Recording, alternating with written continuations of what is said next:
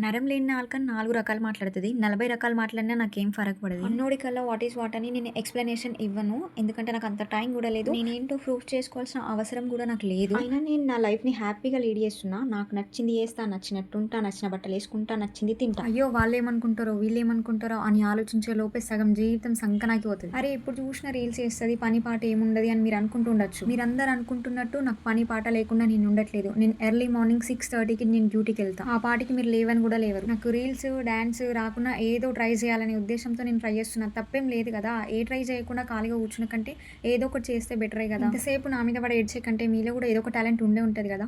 మీరు కూడా కెమెరా పట్టుకొని ఒకసారి ట్రై చేసి చూడండి. నాకంటే ముందు మీరే ఫేమస్ అయితారేమో. మీ దృష్టిలో మంచి పేరంటే జాబ్ చేయకుండా ఇంట్లో ఉండి ఇద్దరు పిల్లల్ని గానీ ఇంటి పనులు చేసుకోవడమా? నా లైఫ్‌లో ఎప్పుడు ఏం చేయాలో నాకు అన్నీ తెలుసు. మీరు సలహాలు ఇవ్వక్కర్లేదు. జాబ్ చేస్తూ ఇండిపెండెంట్‌గా ఉండాలనుకోవడం తప్పేం కాదు. అయినా నాకో విషయం అర్థం కాదు. మీకు నచ్చినట్టు నేనెందుకుంటా? నాకు నచ్చినట్టు మీరుంటారా? నేను ఎవరికి నచ్చినా నచ్చకున్నా నా అలానే ఉంటా.